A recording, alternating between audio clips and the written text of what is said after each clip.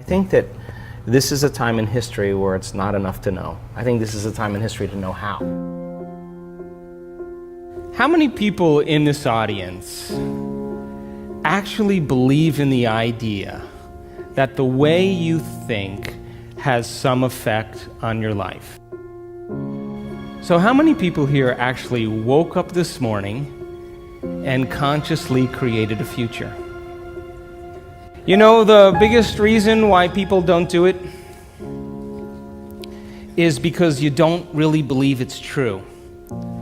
You see, if you knew on a gut level that it was absolutely true, would you ever miss a day? Come on. And would you ever let any thought slip by your awareness that you didn't want to experience? So if you believe this, then does your environment control your thinking, or does your thinking control your environment?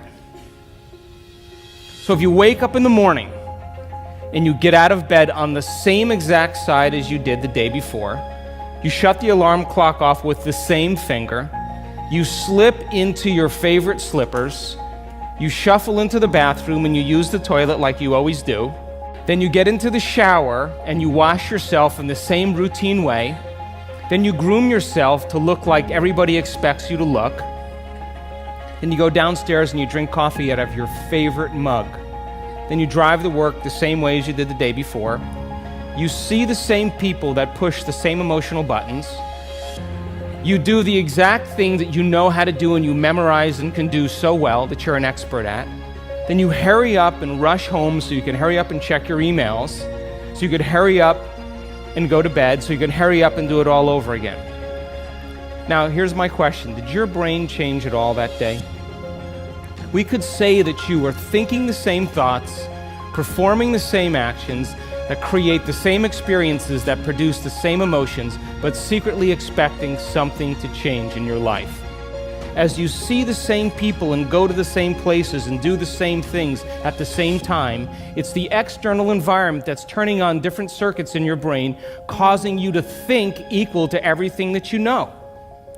And as long as you think equal to everything that's familiar or known to you, what do you keep creating more of? Same life. Now, the quantum law is still applying to you. You're just thinking equal to everything that you know, and you keep creating more of the same. To change, to truly change, is to think greater than your environment. And every great person in history knew this. Whether it was William Wallace or Mahatma Gandhi or Martin Luther King or Queen Elizabeth I or Joan of Arc, they all had a vision. They all had an idea. Couldn't see it, couldn't smell it, couldn't taste it, couldn't feel it, but it was alive in their mind. It was so alive in their mind that they began to live as if that reality was actually happening now. So can you believe in a future that you can't see or experience with your senses yet, but you've thought about enough times in your mind that your brain is literally changed to look like the event has already happened? Neuroscience says it's absolutely possible. 95% of who you are by the time you're 35 years old is a set of memorized behaviors, set of emotional reactions, beliefs, perceptions, attitudes that run just like a computer program. So 5% of your conscious mind begins to work against 95% of what you've memorized. So the person wants to think positively, but they're feeling negatively. They want to create their dream board, and put up their future life, but they feel unworthy. That's mind and body in opposition. We have to recondition the body to a new mind. To change your mind, then, is to make the brain work in new sequences and new patterns and new combinations, to begin to make the brain work differently. And the one ingredient that allows us to do that is knowledge or information.